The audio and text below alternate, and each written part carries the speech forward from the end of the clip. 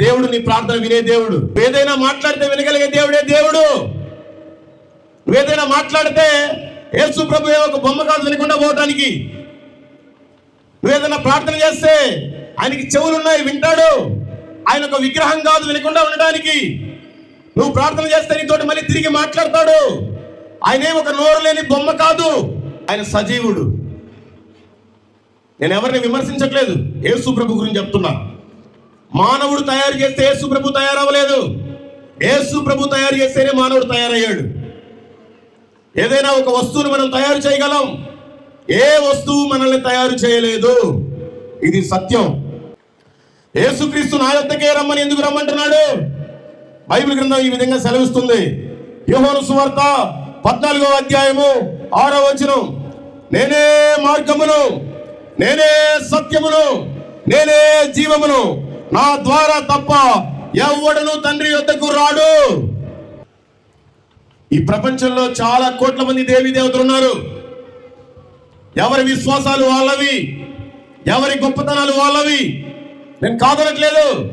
కానీ ఏ ఒక్క దేవుడు కూడా నేనే మార్గం అని చెప్పట్లేదు.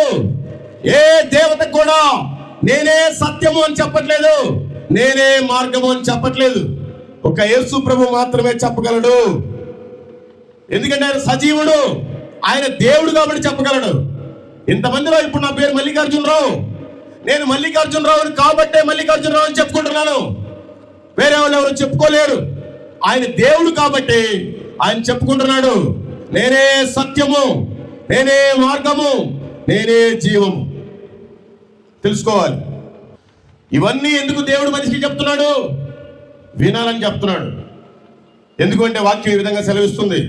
యోహాను సువార్త 3వ అధ్యాయం 16వ వచనం, దేవుడు లోకమును ఎంతో ప్రేమించెను. ఆ లోకంలో నువ్వు ఉన్నావు కనుక నీతోనే చెప్తాడు దేవుడు. అందరూ మనుషుల్ని ప్రేమిస్తారు. నీ అందం ఉన్నంత వరకు నేను ప్రేమిస్తారు, నీ దగ్గర డబ్బులు ఉన్నంత వరకు నేను ప్రేమిస్తారు. ఏమీ లేకపోతే నన్ను వదిలేసి వెళ్ళిపోతారు జనాలు. మనుషుల స్వభావం అలాంటిది. దేవుడు అలా కాదు. నీకు ఎంత పెద్ద రోగం ఉన్నా నిన్ను ప్రేమిస్తాడు. నువ్వు వ్యభిచారివైనా నిన్ను ప్రేమిస్తాడు. నువ్వు త్రాగుబోతువైనా నిన్ను ప్రేమిస్తాడు. నువ్వెంత ఘోరమైన మోసగాడివైనా నిన్ను ప్రేమిస్తాడు. యేసు ప్రభు నువ్వు దూషించినా కూడా నిన్ను ప్రేమిస్తానే ఉంటాడు. దేవుళ్ళో ఉండే గొప్ప ప్రేమ లక్షణం అదే యేసు ప్రభుకు ఉంది. యేసు ప్రభు నీ ఆస్తులు అడగట్లేదు, నీ బంగారం అడగట్లేదు, నీ డబ్బులు అడగట్లేదు, నీ హృదయాన్ని అడుగుతున్నాడు ఆయన.